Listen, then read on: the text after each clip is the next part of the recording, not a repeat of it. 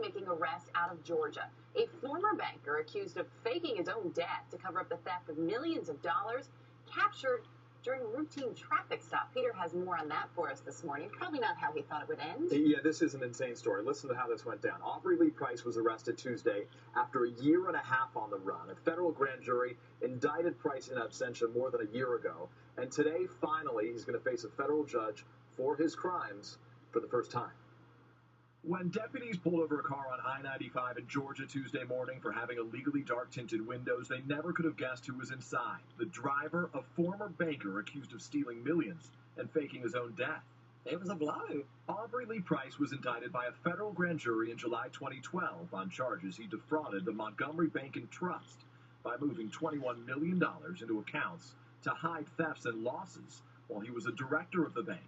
Authorities say Price, a former preacher, told acquaintances in 2012 that he had lost a lot of money in trading activities and planned to kill himself by jumping off a ferry.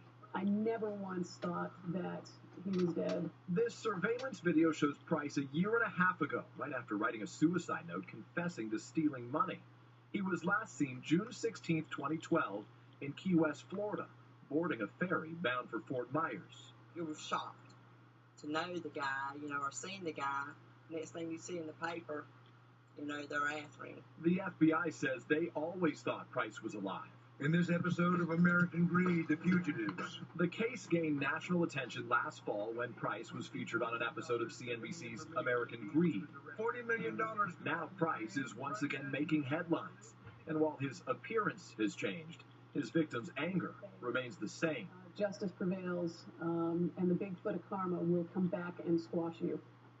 And I thought this part was pretty interesting. When he was pulled over, Price was carrying several IDs with different photos. That's according to the sheriff. At first, even they couldn't figure out who he was. Apparently, Price said, "Sit down, I'm going to make you famous." He finally identified himself as the missing banker. By the way, we contacted Price's wife for comment.